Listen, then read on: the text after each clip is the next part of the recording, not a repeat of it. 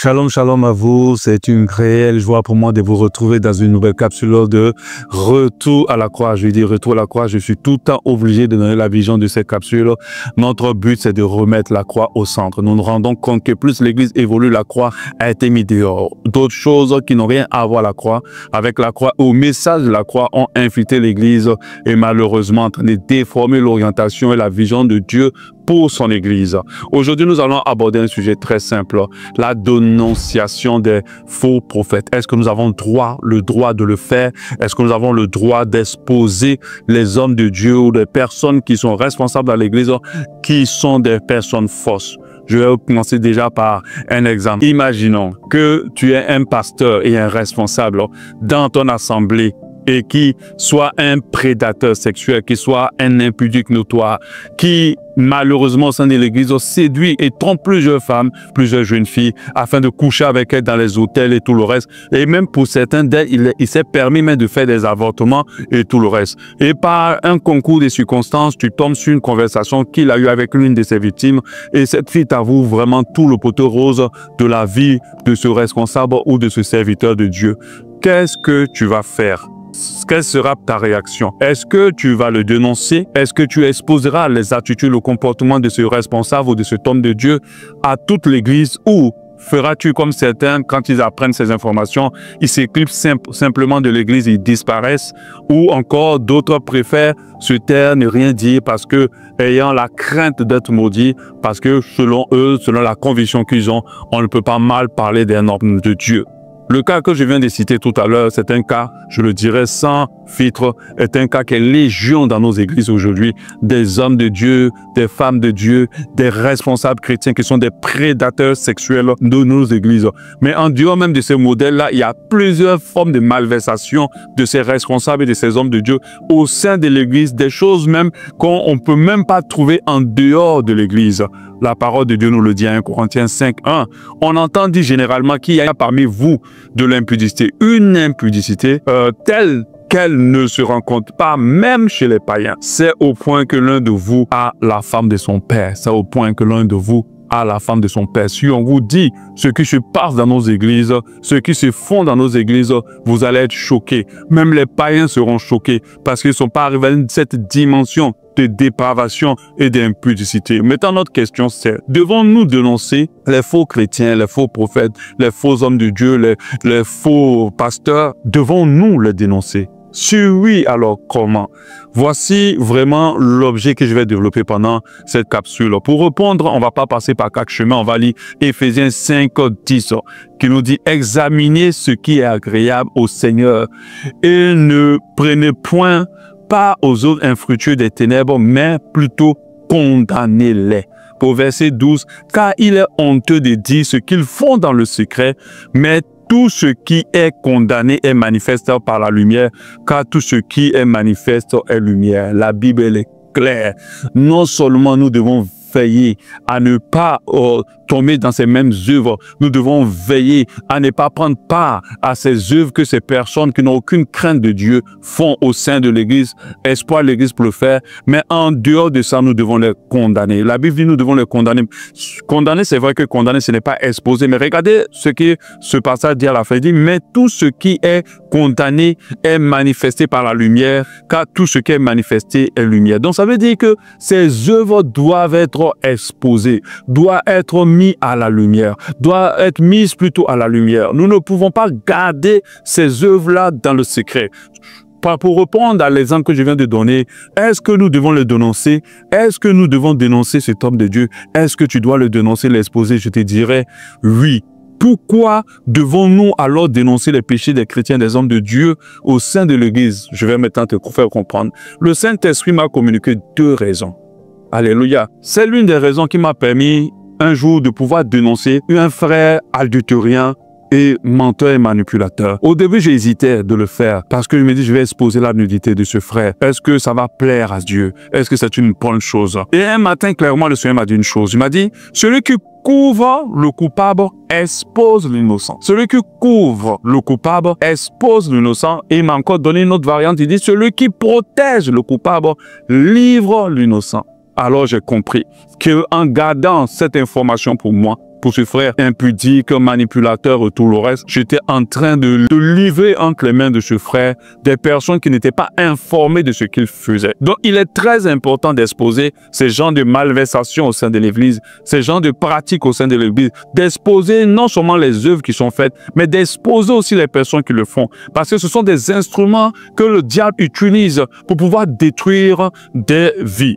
Amen. Ce sont des mercenaires. La Bible nous a dit que au sein de l'Église, nous avons beaucoup de mercenaires. Un mercenaire, c'est quelqu'un qui n'est pas là pour travailler pour l'œuvre, mais qui est là pour travailler pour le diable au sein de l'œuvre. Donc nous devons les exposer. Dieu m'a fait comprendre que si je cache cette information, si j'essaie de couvrir le frère, si je ne veux pas exposer le frère, alors je livre des frères et des sœurs, ou surtout des sœurs, parce que le frère c'était manipulateur, et des frères aussi, je les livre en tant que victime entre les mains de ce frère-là. Donc, il est très important de pouvoir exposer ces gens de frères, de serviteurs de Dieu, afin de pouvoir sauver les âmes, afin de pouvoir permettre à plusieurs de ne pas rater le ciel. S'ils veulent se perdre, qu'ils se perdent seuls. Je vais parler de la deuxième raison. La deuxième raison, Dieu m'a dit, tout ce qui est caché se fortifie et tout ce qui est exposé s'affaiblit. Alléluia. Donc, exposer parfois les agissements de ces personnes-là, c'est de l'amour. Ça va les délivrer, ça va les libérer de ce qu'ils font dans le secret. Ça va aussi affaiblir l'action, l'œuvre du diable au travers de leur vie. Donc, il est très important parfois d'exposer afin d'affaiblir. Ça peut amener le frère à la repentance, même si parfois c'est pas facile, c'est pas évident, mais certains frères et sœurs se sont repentis parce qu'ils ont été découverts, parce qu'ils ont été exposés, ils se sont repentis. D'autres ont bien suivi leur mission discipline et se sont restaurés. Je connais l'exemple d'un frère qui était tombé, il a été exposé, il a été mis sur discipline. C'était une pratique qu'on faisait beaucoup avant, qui permettait qu'il y ait la crainte dans le cœur des enfants de Dieu et qui permettait à plusieurs de sauver leurs âmes. Mais aujourd'hui, on est dans un mode où on couvre tellement les péchés des autres qu'on finit par fortifier ces péchés-là dans leur vie et fortifier l'action du diable au travers de leur vie afin de détruire les personnes de l'Église. Et ça, c'est grave. La Bible nous dit en Proverbe 28, 13, « Celui qui cache ses transgressions ne prospère point, mais celui qui les avoue, les délaisse, obtient miséricorde. Tout ce qui est caché se fortifie. » Donc parfois, quand nous n'exposons pas ces agissements-là, nous leur donnons plus de force contre déjà la personne qui le fait et plus de force contre les personnes contre qui le diable utilise cette personne. Donc faisons très attention, nous pourrons le faire. Mais je vais ajouter un mais. Est-ce que nous devons tout dénoncer ou tout exposer? Oui, est-ce que si un frère vient me confier dans le secret, pasteur, j'ai un problème, ou bien mon frère en Christ, j'ai un problème avec la pornographie, un problème avec la masturbation, j'ai un problème avec le détournement des fonds et tout au travail et tout, ou bien j'ai telle chose, est-ce que je dois venir devant l'église ou devant tous les autres pour dire et voilà ce que le frère a fait, voilà comment il vit? Non, ça, ce n'est pas ce que je suis en train de dire. Lorsque nous rentrons en mettant tout comme ça à nu, nous sommes en train d'exposer le frère, nous pouvons fragiliser sa foi, nous pouvons détruire même sa marche. Ce n'est pas de cela que je suis en train de parler. Au contraire, nous devons prier pour ce frère, veiller sur lui parce que la Bible nous appelle de veiller les uns sur les autres, mais nous n'avons pas besoin de l'exposer. Qu'est-ce que nous devons exposer? Nous exposons toute pratique qui est dangereuse pour l'évangile, qui est dangereuse pour l'avancement de l'église, qui est dangereuse pour les arts. Oui, c'est ce que nous ne devons pas attendre, que nous devons exposer. Par contre, si je dis un frère et un cachette est un instrument utilisé comme l'avancement de l'œuvre de Dieu dans le cœur des gens, alors cette pratique, nous devons exposer. Nous devons l'exposer parce que le diable utilise cette personne contre l'église, contre le salut des âmes. Vous savez c'est quoi la valeur d'une âme pour Dieu? Pour qu'on puisse se taire pour couvrir un frère. Pendant que nous couvrons un frère, nous détruisons d'autres personnes. Mais nous n'allons pas exposer quand même des confidences de certaines personnes, des confidences qui sont le challenge par rapport à leur marche. Ça, ce n'est pas des choses que nous sommes obligés du tout pas exposer parce que c'est eux qui sont en train de lutter avec. Ils ont besoin de nos aides, de nos prières. Ce n'est pas tout qu'il faut exposer. Nous devons exposer par contre, comme je l'ai dit, tout ce qui est dangereux pour l'Église. Est-ce que vous savez combien de sœurs qui se font coucher par les hommes de Dieu, qui se font coucher dans les hôtels, qui se font avorter, qui se font enceinter dans les églises? Aujourd'hui, plusieurs d'entre elles ont perdu la foi et ne peuvent pas se lever. Est-ce que vous savez combien de personnes ont été exploitées, escroquées par des personnes, par des frères, par des hommes de Dieu, sur la base de la confiance entre frères chrétiens et qui se retrouvent ruinés, perdus, dépouillés? Nous devons les exposer. Est-ce que vous savez combien de frères et de sœurs qui ont été envoûtés parce qu'ils sont sous la coupole d'un serviteur de Dieu, d'une servante de Dieu ou d'un frère ou d'une sœur qui usent de la magie, de la sorcellerie ou qui invoquent les mauvais esprits ou les démons cette ambition d'avoir une grande église, mais qui demeure, qui garde les gens sur un envoûtement, qui a fait des sacrifices de je ne sais pas de quoi et de quoi pour mettre au sein de l'église afin d'envoûter. Quand nous sommes informés de cela, nous devons les exposer parce que ils sont dangereux pour le salut des âmes, dangereux pour l'avancement de l'œuvre. Car vous êtes auprès d'un homme de Dieu et que vous savez qu'il est faux et qu'il est impudique, qu'il invoque de mauvais esprits, qu'il ment pour escroquer et que vous ne dites rien, j'aimerais parler à quelqu'un, vous serez rejetés aussi comme eux. Parce que Dieu va rejeter toutes ces personnes-là. En Matthieu 7, 21, nous dit, ceux qui me disent Seigneur, Seigneur, n'entreront pas tous dans le royaume des cieux. Mais celui-là, seul qui fait la volonté de mon Père, qui est dans les cieux, plusieurs me diront en ce jour-là, Seigneur, Seigneur, n'avons-nous pas prophétisé par ton nom? N'avons-nous pas chassé les démons par ton nom et n'avons-nous pas fait beaucoup de miracles par ton nom? On parle bien sûr des serviteurs de Dieu.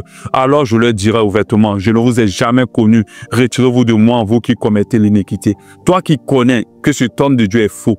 Toi qui sais, qui use de la magie, qui couche les sœurs de l'église, qui l'escroque, qui ment. Il donne des faux prophéties pour escroquer. Et puis qui ne dit rien. Quand Dieu va rejeter cet homme, il va rejeter bien sûr cet homme. Il te rejettera aussi avec cet homme. Toi qui couches avec un homme de Dieu ou qui t'es fait draguer par un homme de Dieu et qui jusqu'à aujourd'hui ne veut rien dire parce que tu estimes qu'il ne faut pas parler d'un homme de Dieu, c'est un oint de Dieu, ainsi de suite, que pendant que tu sais que tu n'es pas la seule ou que tu n'es pas le seul ou une femme de Dieu, je dis homme de Dieu parce qu'il y a aussi l'homosexualité à l'intérieur et qui ne dit rien, sache qu'au jour du dernier jugement, tu seras rejeté. Tu seras rejeté parce que le fait que tu t'es tué, il y a beaucoup, le ciel a été fermé pour plusieurs personnes à cause du fait que tu n'as pas parlé. Alléluia. Amen. Donc, il faut le comprendre. Je me rappelle d'une histoire, je suis en train de chuter, une histoire dont j'avais une fois prêché sur les faux prophètes. Et à cette époque-là, il y avait un homme de Dieu, à l'époque, qui était venu nous visiter à l'église, qui avait commencé à fréquenter l'église et qui semblait vouloir s'installer à l'église. Et un jour, j'ai prêché sur le faux homme de Dieu. Et une de mes filles de l'église est venue me voir pour dire, pasteur, il y a tel homme de Dieu qui est venu ici. Cet homme de Dieu qui est là actuellement, voilà ce qu'il me propose, voilà ce qu'il me propose. Vraiment des choses terribles et graves. Un homme de Dieu qui venait à peine d'être là, à peine 3 ou 4 mois, 3 ou 4 semaines, qui avait commencé déjà à chercher à accoucher cette fille du Seigneur. Mais heureusement, j'avais prêché pour dénoncer les hommes de Dieu. Aujourd'hui, c'est temps de la fin, nous devons prêcher pour dénoncer les œuvres des ténèbres. Parce que c'est là que le diable travaille. Le diable ne travaille plus en dehors de l'église. Il est en plein dans l'église. Il est installé. Il a son équipe à l'intérieur pour détourner le maximum. C'est pour ça que Jésus nous a enseigné sur le faux prophète. Et nous devons aussi parler. Nous ne devons pas nous taire. Nous ne devons pas nous taire et nous devons vraiment parler. Cette sœur, cet homme de Dieu a été exposé. Il tremblait sur lui comme ça. Dieu merci. Il n'avait pas pu atteindre son objectif avec cette sœur. Il n'avait pas pu atteindre son objectif avec ses sœurs et il a quitté l'église. Plus jamais encore je l'ai revu. C'est vrai qu'il faut dénoncer les mauvaises œuvres, mais je dirais pas n'importe comment parce qu'il faut suivre la procédure. Termine avec une petite douceur de Matthieu 18 à partir du verset 15. Qu'est-ce que Matthieu 18 à partir du verset 15 nous dit? Si ton frère a péché, va prendre-le entre toi et lui seul. S'il t'écoute, tu as gagné ton frère. Donc, ça veut dire, ne partez pas directement exposer l'homme de Dieu. Approchez-vous de lui. Parlez avec lui. Dites-lui que vous êtes au courant et qu'il abandonne ses mauvaises voies. Mais s'il ne t'écoute pas, prends avec toi une ou deux personnes afin que toute l'affaire soit réglée sur la déclaration de 2 ou 3 personnes. Fais-le. Ne va pas déjà l'exposer. S'il ne t'écoute pas, prends un 2 ou 3 frères qui ont de la sagesse. Va avec cet homme de Dieu ou ce responsable ou ce frère en Christ qui fait du désordre dans l'église et qui attend de heureux contre l'œuvre du Seigneur. Parle-lui. Maintenant, la Bible dit au verset 10, s'il refuse de les écouter, dis à l'église. Donc, il y a des moments où nous devons arriver au stade où nous devons exposer les gens ou à la chair. Nous devons dire, voilà le frère que vous voyez, la sœur que vous voyez, le pasteur que vous voyez. Voilà ce qu'il est en train de faire. Et s'il refuse aussi d'écouter l'église, qu'il soit pour toi comme un païen et un publicain. Alléluia. Mais j'aimerais te dire, c'est vrai que cette procédure, elle est très bien. Mais parfois, cette procédure-là, elle n'est pas nécessaire. Parce qu'on tombe sur des situations tellement graves et tellement dangereuses que c'est maintenant qu'il faut agir. Sinon, cette personne continuera à faire des grands dégâts et à détruire des vies. Est-ce que devons-nous exposer un homme de Dieu, un faux prophète qui fait des mauvaises choses? Oui, nous devons le faire.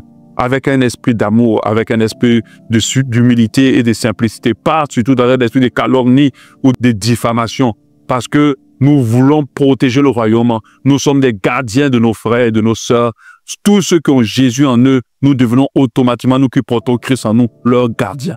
À cause de cela, nous ne pouvons pas laisser ces œuvres infructueuses des ténèbres continuer à sévir dans l'église sous prétexte qu'il ne faut pas dénoncer, peut-être qu'il ne faut pas parler d'un homme de Dieu de peur d'être maudit. Voilà ce que j'avais à partager avec vous. Que Dieu vous bénisse. À bon entendeur, moi je dis pas le salut, à bon entendeur salut, non, moi je dis pas le salut, je dis à bon entendeur le salut. Que Dieu vous bénisse et qu'il vous garde.